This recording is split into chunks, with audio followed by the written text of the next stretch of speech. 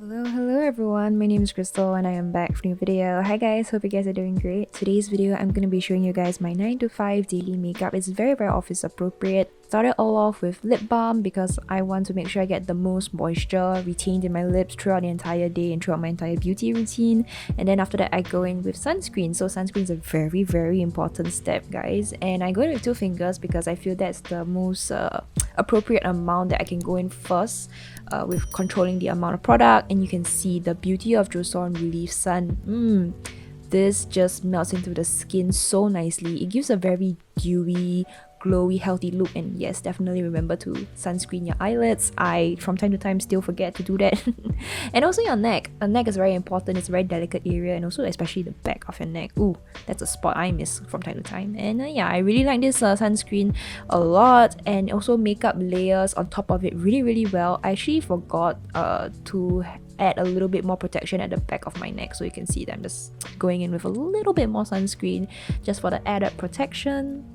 If you give it a little bit more time to dry down and such, you can see that glow, that radiance. Oh, that is so beautiful. And also it feels not say super tacky on the skin either. So to give my sunscreen more time to like dry and melt into the skin, right, I go in with my brows, and this is the Raw Man Han brow gel to just, you know, secure the hairs up in place. One thing I really like about this brow gel is that it really holds the hair up, and this is also a transparent brow gel. So on my very bare, very naked eyebrows, this actually looks really good as well. There isn't any like white tacky residue or whatsoever on my brows. So next up is actually brow powder. This is the Kate brow powder, and I actually go in on the tail first because that is the area where I lack hairs the most. I think the front part of my eyebrow looks fine. I just feel like filling it up like that, it looks more natural. And after that, you can see I put on my specs because I am blind as hell. I can't see anything.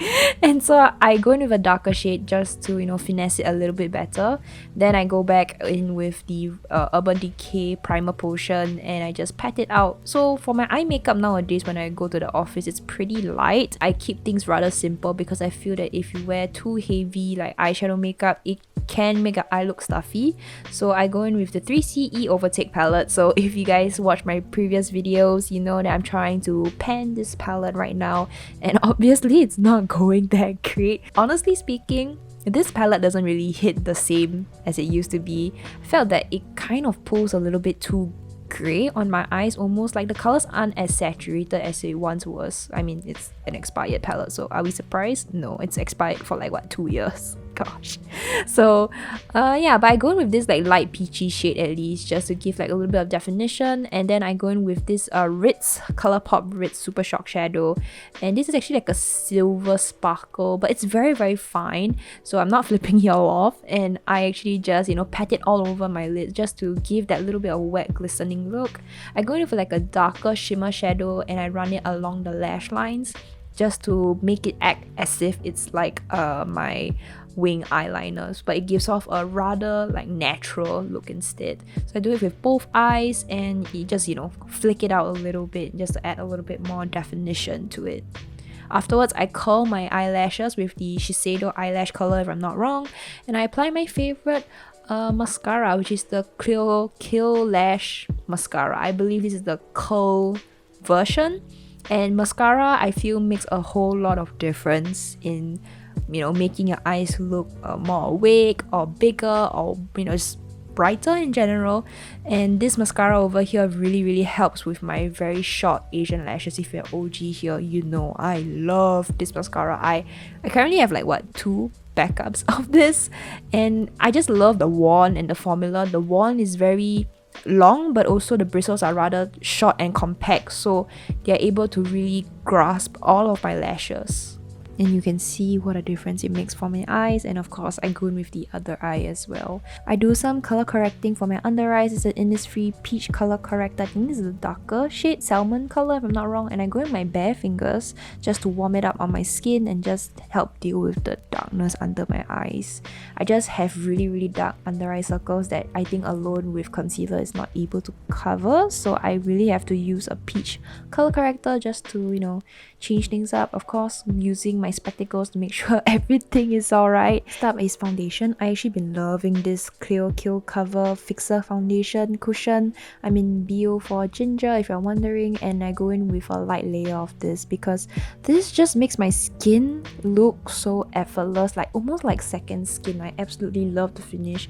I'm quite okay with like my acne scarring peeking out and whatnot have you. I just feel that it's a very buildable foundation as well. And then you can see here I'm going in with a second layer to fix some of the more problematic areas. I have a little bit more redness around my nose to cheek area around there, so I just go in there and layer in a little bit more product. Next up is actually blush, but liquid blush. This is the Rare Beauty Joy shade, and that little bit is actually too much, to be honest. It's really enough, so just going in for tad bit on my finger, dabbing off excess.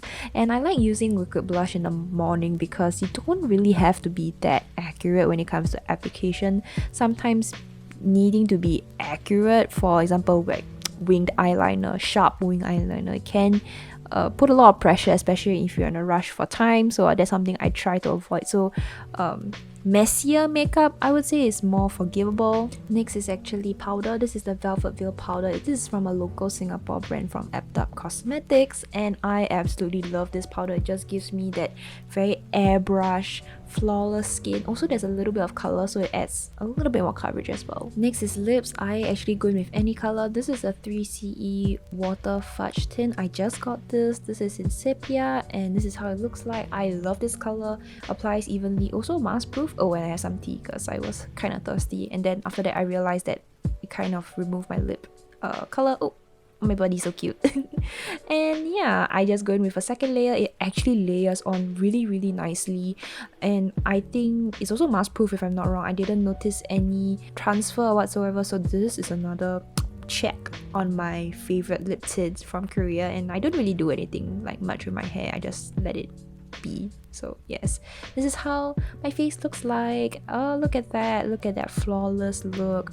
Oh, so good. I love it so much. And of course, my spectacles, that's the key point. If not, I'm gonna be really blind. Let me know, do you guys like this look, or do you do your makeup somewhat similar to this style? I would love to hear from you guys, and I will see you guys in my next video. Stay safe. Bye bye.